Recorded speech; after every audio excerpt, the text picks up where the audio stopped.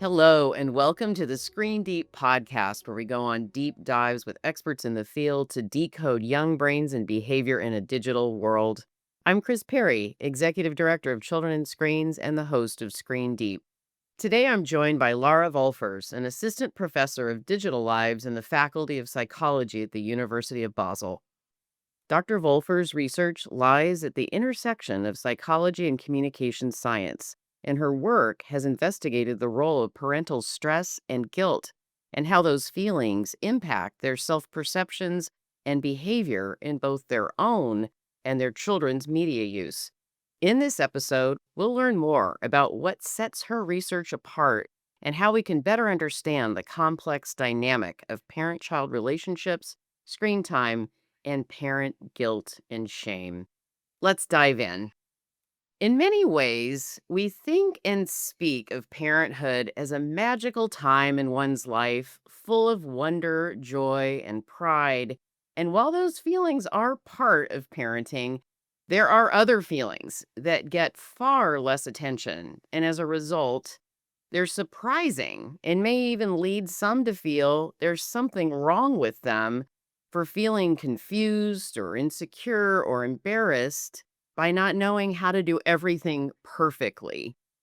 I experienced those feelings, and my children grew up before smartphones and social media, so I often marvel at how parents today balance the challenging feelings endemic to parenting caused by the opaque challenge of today's fast paced media world.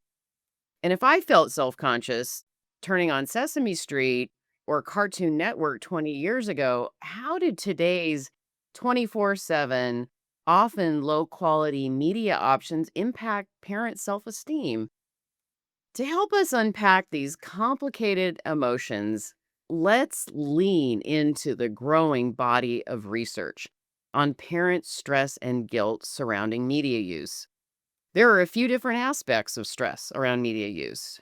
First, there's using media and smartphones as a stress relieving exercise. And then there's stress that can sometimes be created about the media use and then from the experiences or content online. Let's start with the first one, Laura. What do you know about how people use smartphones and other devices as stress relievers? Yeah, so we've seen in a lot of studies that stress and media use is really strongly connected. So we see that oftentimes when people use more media than usually, or when they feel more stressed than usually, then the other thing goes also up as well. So we see more media use, more stress, or more stress, more media use. The question is then, of course, is media use actually causing stress, or is stress causing media use? And as oftentimes we see that it's actually both, and it's usually stress causing media use more. So that's the stronger effect that we see. And we can use media for a lot of different things. So we see that people use it for just taking a break, or we see people using their smartphones to get information or to get support. So there's a lot of different ways how you can use media when you're stressed. So there seems to be a strong connection, and a lot of people do that. Do some uses of media or intentions around it seem to help relieve stress better than others? It's really hard to say that actually. Also in the original, I say like older stress studies, we already saw that it's not one thing that you do that's always helping you. So it really depends on what stresses you out. Is that your kid's sick, for example, or that you really have too much things to do? So depending on what stresses you out, where you are, who's with you, etc., this all changes which behavior in terms of stress coping is really beneficial or not.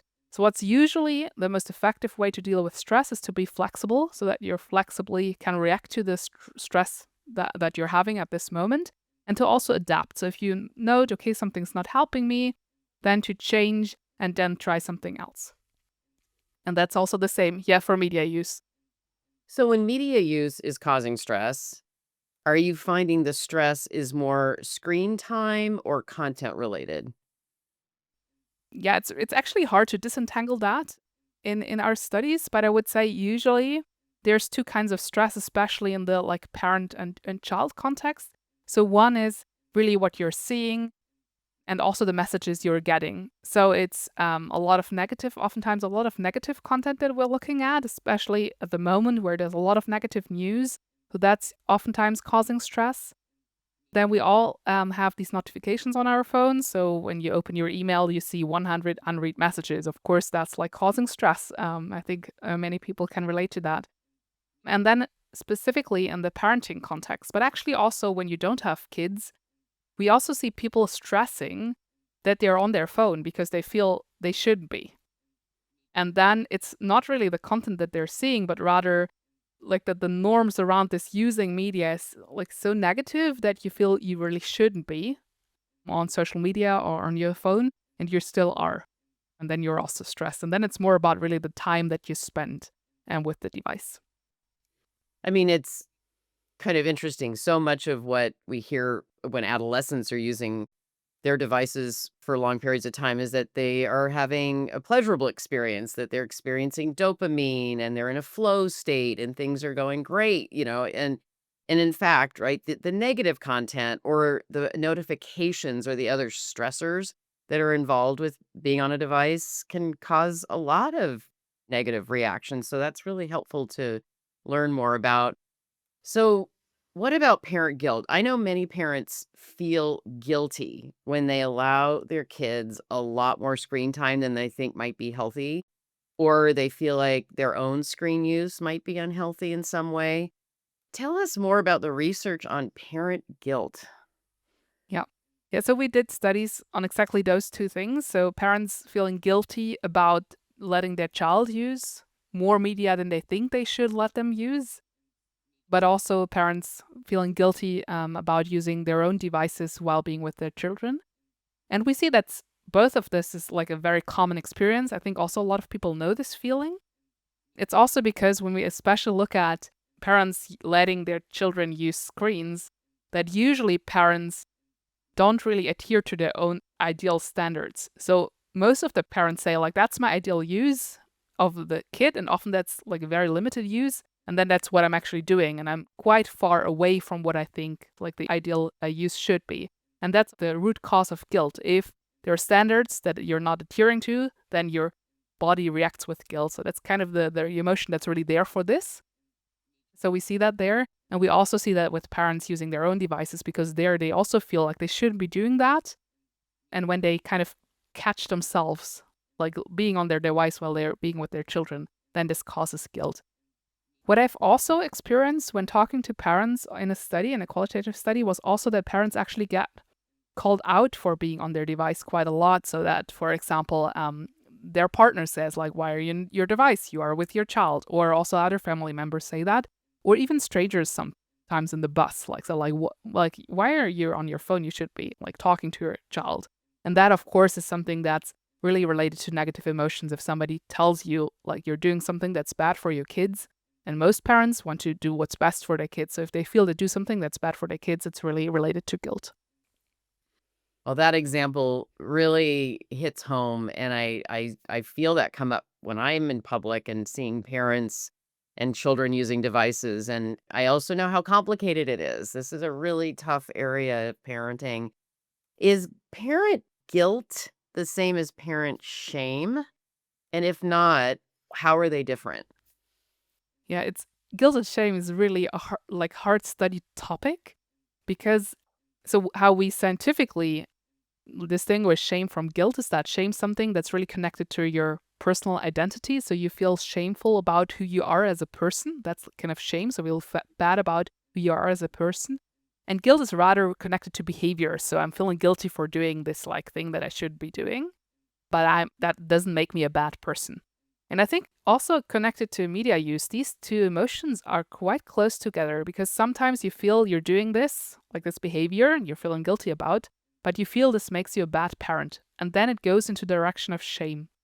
And that's really hard then to distinguish, I think, scientifically, but also if we ask people, it's really hard.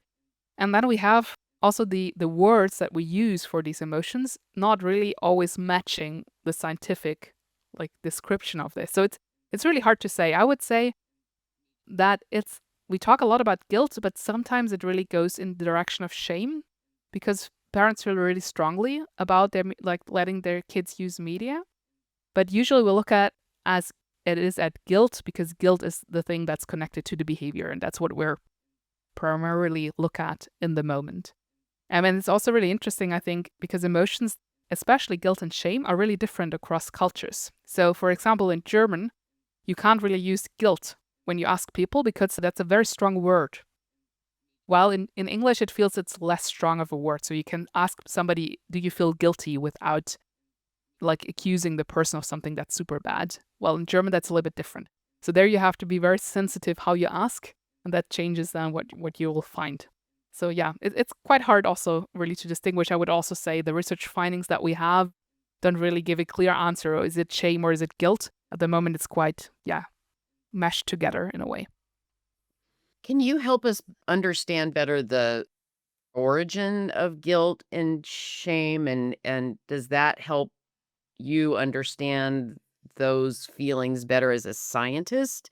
Given the cultural differences that you just mentioned, I wonder if the origin of those feelings is the same or different. Yeah.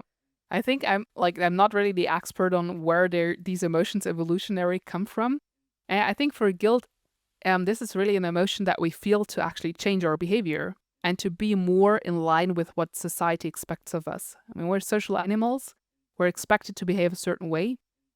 And guilt is one of these emotions that adapts or regulates your behavior in a way that you say, okay, like I'm not in line with norms, but I should be, so you change it.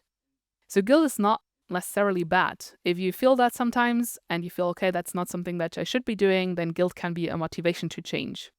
And I think for media use, that's the same thing. So if it's kind of on a level that's still okay, and that it helps you motivate you to do something differently and closer to maybe what you want, like the way you want it to be, then that's great. But if we see that like popping up all the time and you can't really use it as a motivation to change, then it becomes problematic. And I think that's also what research shows, is that a little bit of guilt is like not a problem. It helps you. But if you have that constant feeling of you're doing something wrong, then it's really problematic. How is this guilt relating to the parent stress we were talking about earlier? Are you looking at those things together? Yes. Yes, the guilt can also be a stressor. I mean, stress is something, it's also an emotion or a feeling that you have to behave in a certain way, to take action. So it's like your brain is telling you, do something about this. You're in a dangerous situation in some way. Like, can be a super dangerous or a little bit dangerous situation. But the first thing is stress tells you to do something. And guilt is also kind of a way it stresses you out, then you change something. So that also works in a similar way. And what I looked into specifically in one study was looking at if we maybe use, and I talked about this in the beginning, we use media a lot for stress coping, and we try to relieve stress with it. So if that's a successful behavior for you, so if you need your 5 minutes because you're really stressed out from your kids and you need 5 minutes, and after these 5 minutes, and I had parents tell me that, I'm actually happy again. Like I can breathe again and I feel I can like look at my child again, we can be happy together again. Then this sounds like a quite adaptive behavior that's like not a problem at all. But if we now have these very negative norms where people feel guilty about all their media use, then this guilt can kind of take away this benefit, because then you have your 5 minutes on your phone, you look at your child again, like think like, okay, I feel better, but oh no, I shouldn't have been doing that, and then you feel guilty, and then it kind of takes away this positive aspect. And I think that's where these two are related. That sometimes the norms that we have that can be protective as well, so they can help you change, maybe overdo it and lead to us making something a bad behavior that's maybe actually good and helpful in the moment for a specific parent. What are the other consequences of parent guilt besides stress? For example, does parent guilt affect the parent-child relationship? Yeah, so we have one study where we actually found that. So we saw that the parents who felt more guilt, and then the other parents, they also felt more stress. And then the stress across time actually was related to a lower parent-child relationship satisfaction. This was all parent reported. So parents said they felt worse about their relationship. But I think it's an indicator that this guilt and also these norms connected to that can really introduce stress and also conflicts into families that don't have to be there. So sometimes media use is a problem, especially if it's too much, if it's the wrong content, etc. But sometimes it also helps parents to just, I don't know, have half an hour for, I don't know, making like doing the dishes or whatever. And if then this guilt comes in and you think like, oh, I shouldn't have been doing that, then you're more stressed, then you have more conflicts with your child, and the child maybe doesn't want to stop the media use. And then you're in this very, yeah, not good situation where everyone's not feeling really good about the situation. Well, if you're like a parent who feels, okay, I'm doing this right, I have half an hour, that was great, and now we're stopping it, and I feel confident about what I'm doing, then I also think actually there's less conflict. Even though it's the same situation, your emotions change, your level of confidence change, and then you have less conflict and a happier parent-child relationship. Does parent guilt actually end up changing screen time amounts or the behaviors of the family around screen time? I'm not aware of studies actually tested that yet, so I don't really know. My sense would be no, because the problem that we have at the moment is that parents don't feel they are in control. And I think that's problematic. So they don't feel in control of their own use. And that's something that we don't only see for parents, we also see that for other groups of the society. Everyone feels kind of the media use is controlling them and not them controlling the media use. And when we look at person's differences, so the people who feel more in control, they're actually also the ones that get more benefits out of it. And the people who feel less in control are the ones that feel like, yeah, that it's problematic, that they don't get these benefits and more the problematic outcomes of their media use. So, yeah, I think agency is a super important topic that we should talk a little bit more about.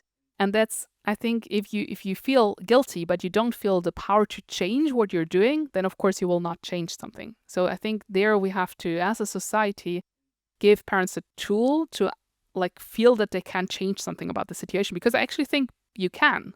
You just have to kind of be active and do it. Yeah, there's a lot of technical tools that help you change your phone use if you want to change it. Great. So let's lean into that for just a second. I love the fact that you brought up agency because it's sort of the foil to guilt and shame in a way. It's like using that, leveraging those, what might be considered negative emotions into action that then helps you feel better, maybe even do better. What are some of those techniques or strategies parents can use to regain control?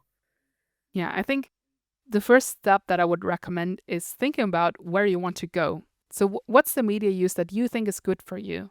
Because I'm pretty sure there are areas of your life where your media use is already great. Like it's working fine.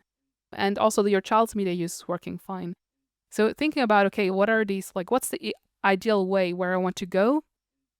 And then really thinking about, okay, what are the measures that I need to do to get there? So, which are the situations where I need to change something? Which are the situations where it's already good?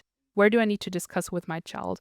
And I would also really recommend including the child, if possible, in this conversation, not only about the child's media use, but also the parent media use, because then you can really have this conversation as a family. Where do we want to go? What measures can we as a family take to change? And that kind of puts the agency back into your lives because you can take action. But I think it's also really important to think about this ideal kind of way to go, because I feel a lot of parents just think less. Less is better. But sometimes it's not. And really, yeah, being conscious about when does it help you, when does it not, and changing the situations where it's not helping without changing the ones where it's good is kind of the optimal way to go, I would say. So I'm sitting here feeling a little both relieved to hear you talk about this and also a little worried because guilt, it's sort of persistent or constant. It's not like you solve for it and there, I'm done. I'm not going to feel guilty anymore. And we know devices are ubiquitous. They're on all the time. They're everywhere. You might solve for your feelings of guilt on a Friday morning and then wake up Saturday morning and feel guilty again, and Sunday morning and Monday morning. I mean, it's never ending. So, are there any positive aspects of parent guilt around media use? And can it spur this agency you're talking about rather than becoming more paralyzing? I think it probably depends on the level. So I would say if it's a little bit, then it helps you adapt. And that's what we also see in like this relationship guilt. So there's studies looking at how do you feel guilty in relationships, and their guilt is oftentimes actually adaptive because it makes you, for example, then spend a little bit more time with the other person because you like felt you did something wrong. And I think that can also happen in parent-child relationships. We actually see that sometimes, like this compensation function, so that parents in the one moment are on their phone, they're not looking at their child, and then the next moment they're actually even better kind of than their usual self because they compensate. And I think these little moments is actually where guilt works adaptively, so there it helps you. But especially if there's like this constant thing, then it's really problematic. And I feel also the society really needs to change, and the way we discuss media needs to change a little bit because at the moment it's often quite closely related to panic. So, oh my God, everything's bad and everything's like getting worse, and it's all because of social media.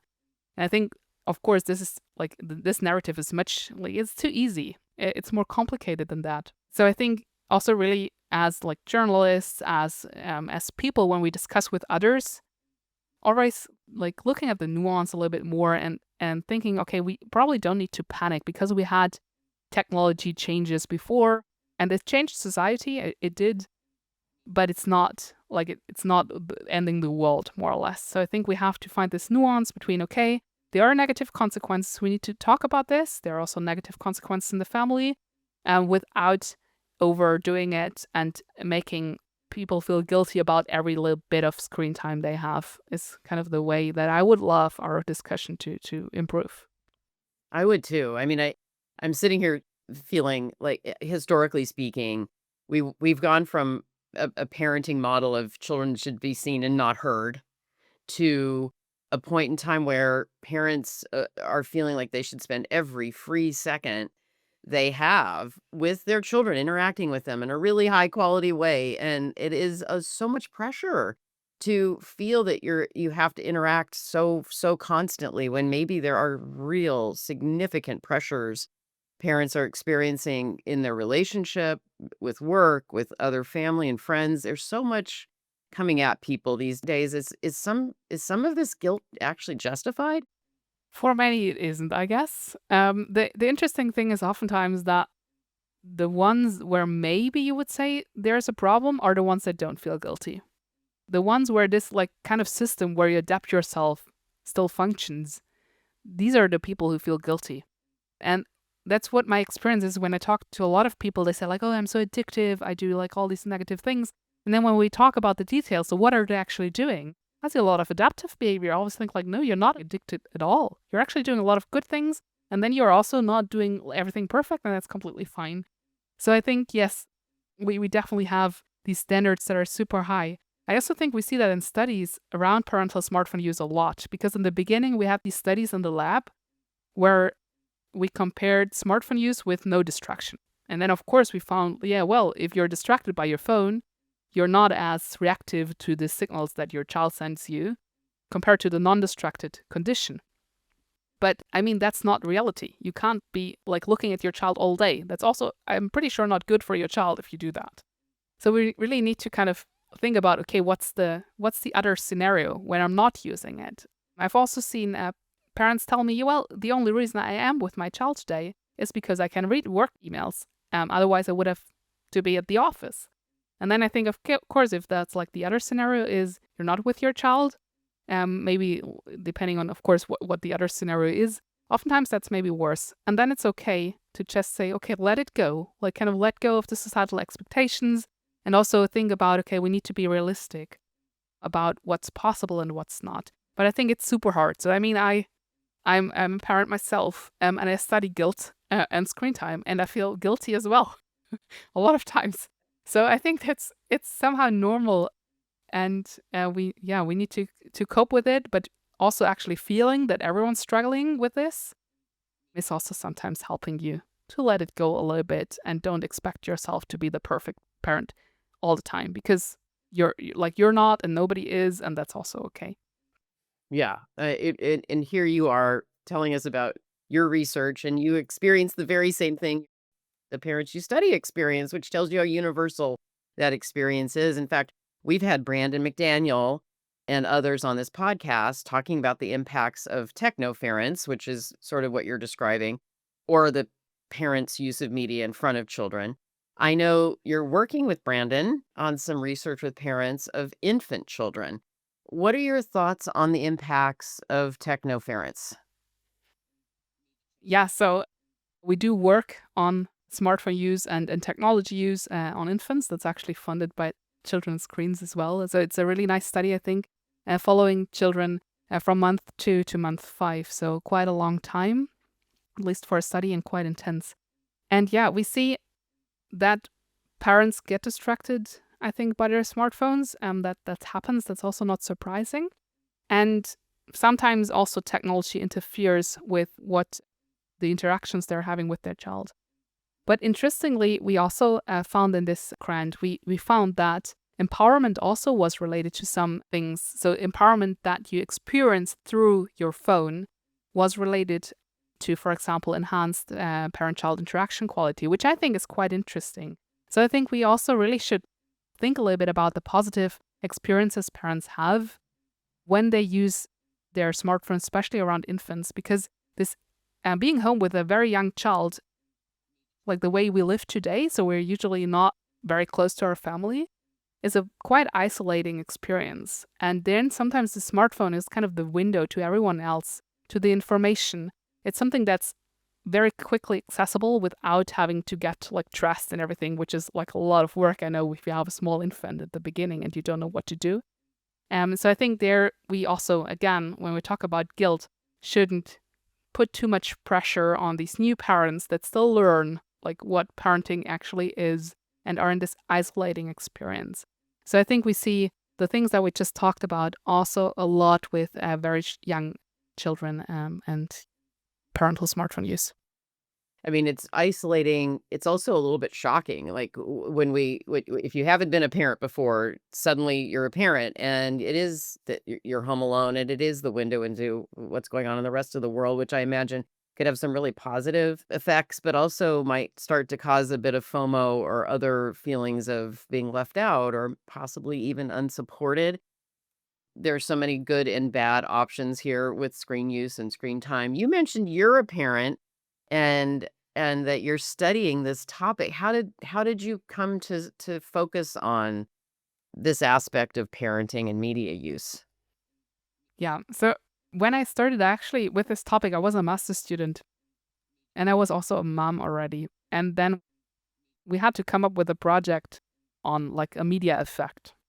And I noted that I use a lot of smartphone when like my smartphone a lot when I'm with my children, actually also for studying. So while nursing, I looked at my smartphone to, I don't know, read slides from some lecture that I like couldn't be at, just things like that. And then I thought, okay, what effect does that have? And that was quite a long time ago, so there were very few studies only on that.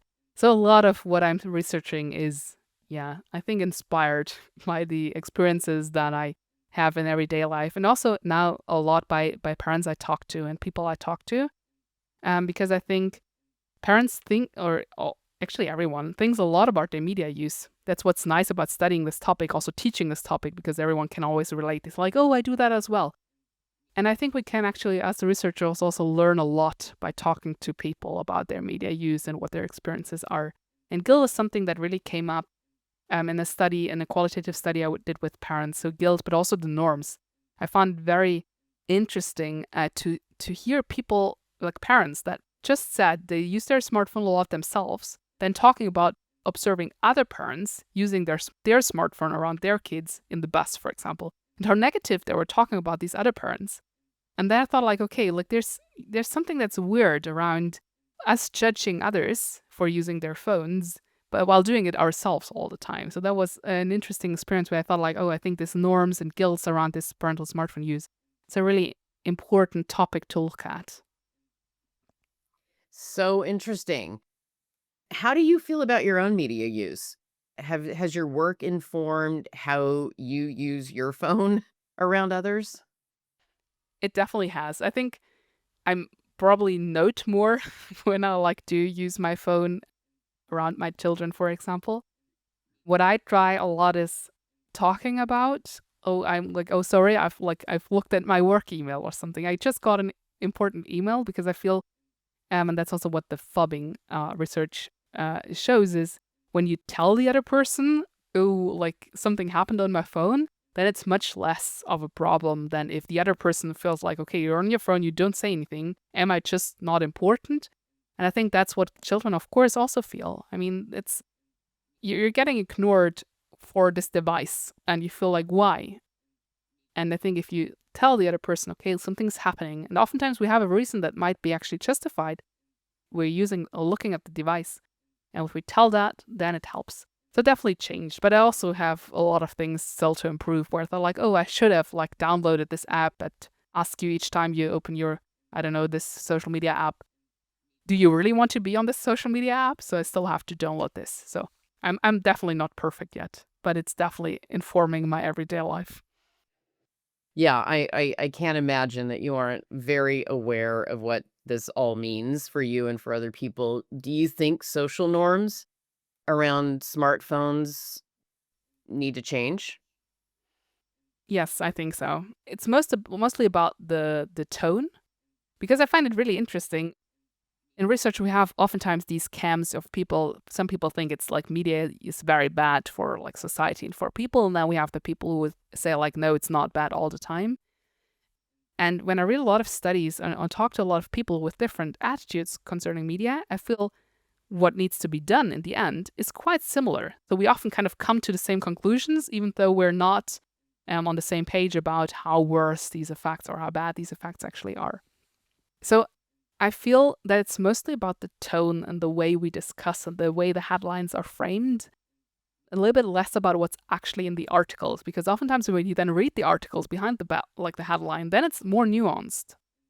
So I feel if we change it a little bit, then I think it's actually okay.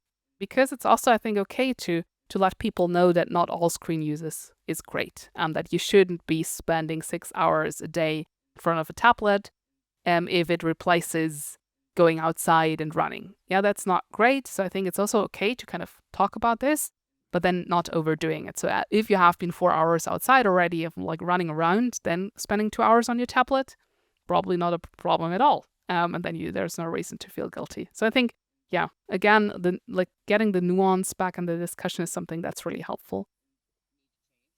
I'm glad you brought up the screen time point and wondered if you see that measure or metric as one that informs whether or not someone's using media in a healthy way.